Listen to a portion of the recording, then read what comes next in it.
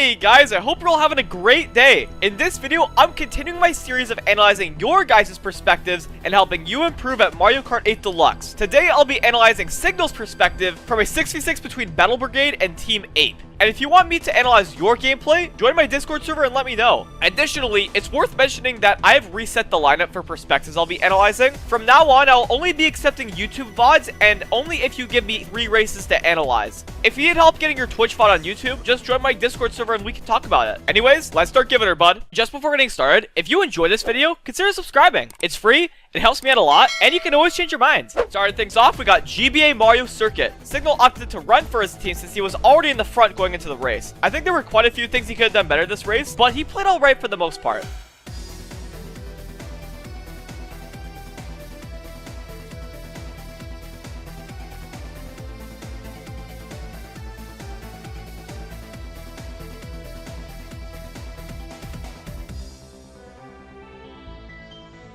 Alright, Signal, it's pretty unfortunate that you bumped your teammate into the off-road and weren't able to keep first after the ending disc, but I feel like if you approached this whole situation differently, both you and your teammate could have benefited. Even though you would have ended up pretty close to the people around you, I think you could have taken the glider cut and turned out just fine. Plus, there's a chance you could have ended up with a shroom in first. If you do know how to do the glider cut and just chose not to though, I do understand. Like I just mentioned, you had quite a few people to shroom in between to get to the glider ramp, and especially since it was lap 1, there was no way a shot could screw you over by taking the glider cut. Even almost 4 years later, this is a rather rare shortcut used online, likely because you can't nail a double, but it's a super safe option on lap 1 especially, and you'll have a lot of space to yourself for a good chunk of time. I think considering you were still in second after the disc because the guy behind you shroomed up, this whole situation and what you could have done better is very light, but the glider cut is something to consider in other situations.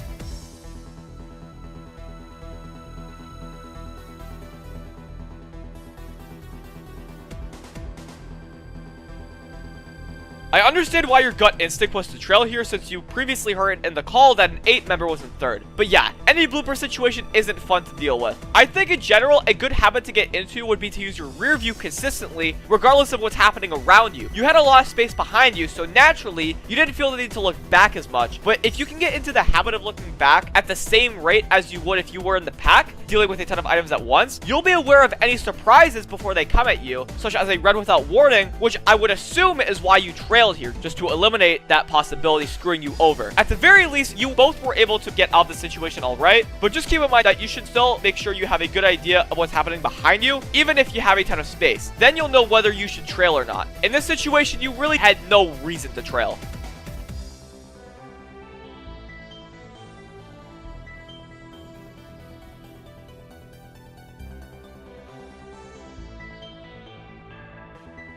Alright, it's no secret that running into a banana will get you back up to speed quicker than getting blued. But I think it's also important to be realistic about your situation. I think generally speaking, you should prioritize banana sniping yourself on a straightaway rather than on a turn like this. It seems to me like you kind of went into panic mode after throwing your banana just to ensure that the nana throw was worth it. But even though you avoided the blue with your nana, the acceleration you had afterwards was using the off-road. So yeah, this was not worth it if you intended to stay in the front, which I would assume it was since you shroomed up shortly after. But yeah, in general, try to limit your banana sniping to avoid blues on straightaways, or if you know for sure that you can land a hit and won't screw yourself for it. Had you gone tight in the disc and took the blue head on, you might have had a lesser chance of getting back spammed here, but we'll never know for sure. It was unfortunate in the moment, absolutely, since you had no easy way of telling the back spam was coming.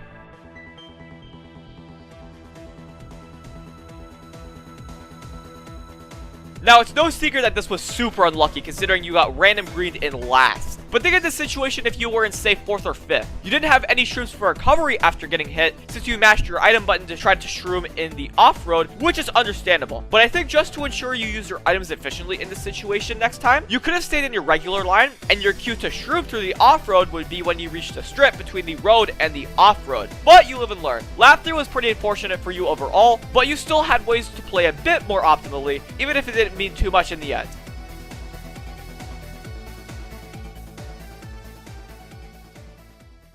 Next up is Hyrule Circuit. I think Signal played this race decently in general, and I think most mistakes he made can be fixed rather quickly, which is nice. I think a big theme for this part of the analysis is awareness, as you'll soon find out.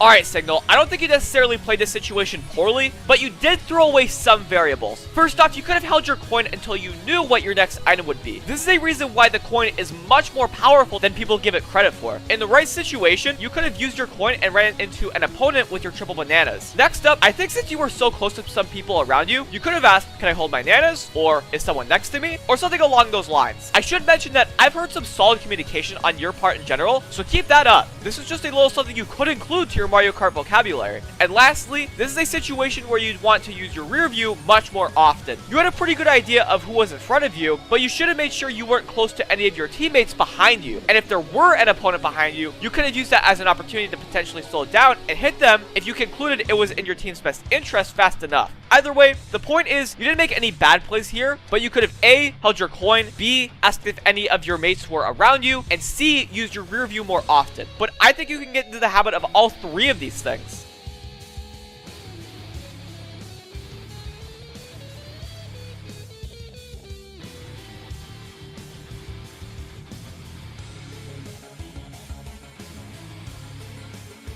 First of all, I really like the attempt to try to hit the guy in front of you in a weird spot. I respect the effort big time. However, when you spam the rest of your fire here, my guess in an attempt to hit the guy over the glider, it was inevitable that you would miss. It's easy to tell that it's because the guy was too far ahead of you, but it's more important to remind you that you could have spammed your fire at the guy after the glider. Alongside actually having a chance to hit him, this is a bit of a tight spot on the track, and you had a pretty good shot at hitting him here if you didn't get rid of your fire. But you didn't get screwed over for it, so it's not the end of the world.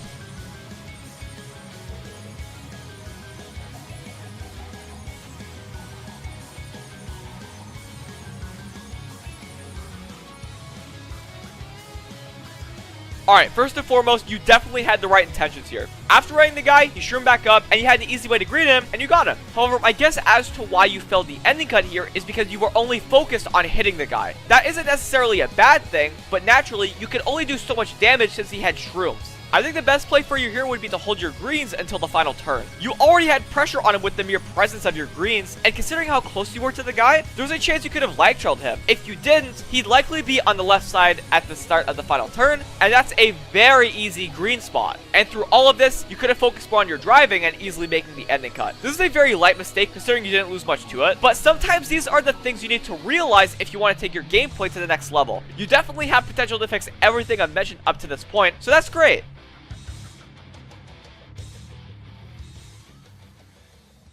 Lastly, we have Music Park. I was pretty impressed with how Signal played this race. Of course, there are some things to talk about, but I do plan on bringing up the good plays he made this race as well.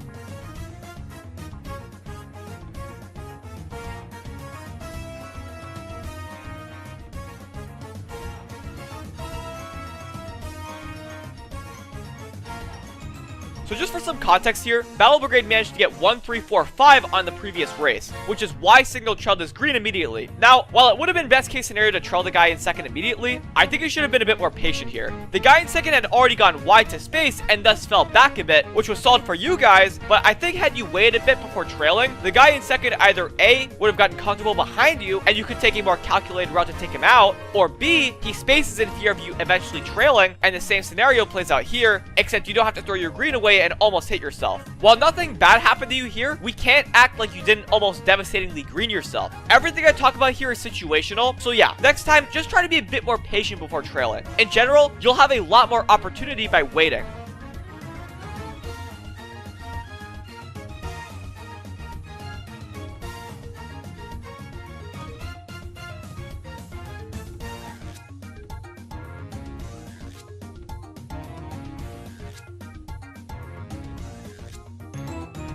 Honestly, I think in wars, trying to drop out of first when a blue is coming and you don't have a good enough idea of what's behind you is a bad idea. In this situation, especially, you didn't have a clear and concise idea of who was behind you between your opponents and your teammates. So even if you managed to avoid getting blued, there's a chance one of your teammates would have taken it instead. Now, that's not to say dropping out for blues is a no-go in every situation. If you knew for a fact that your opponents were 2 through 5, then yeah, dropping out is a solid idea. It's also fine if the guy in second will dodge it, especially if it's your teammate. But in this situation, you seem pretty desperate not to get blued, and you slowed down the front as well, giving your team an even higher chance of getting blued. And as you can see here, had the blue not gone for you, it would have gone for one of your mates. So yeah, I'd only suggest dropping out when a blue shell's coming if you know your team won't be in a bad situation afterwards.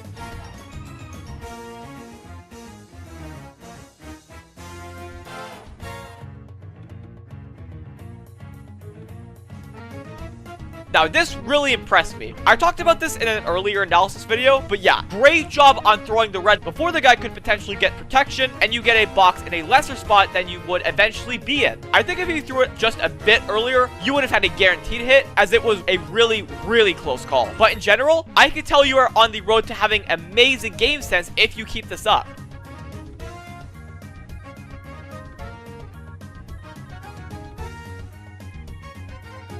Now, I know you said in the call that you would be taking the ending cut, but regardless, good on you for holding your mushroom. Alongside being able to shroom up at the end, as I mentioned earlier on in the video, it's important to hold mushrooms if you can in the event you get hit, which your shroom could have been used for had your opponent say got a red behind you. It sounds silly, but some people would chain their mushroom in this situation, and leaving the last part of the race potentially up to chance when you don't have to is never the right play. So even though it seems like common sense to hold your mushroom until the shortcut, holding it had much more usage than one might see at first glance. So overall, good job on Music Park, Signal.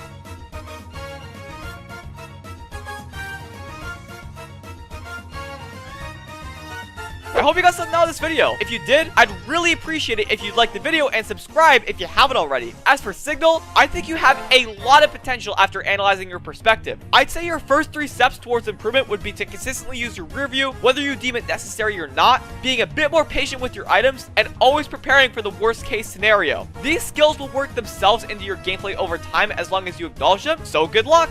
But until next time, thank you so much for watching, have yourselves a fantastic day, and keep on giving her, bud.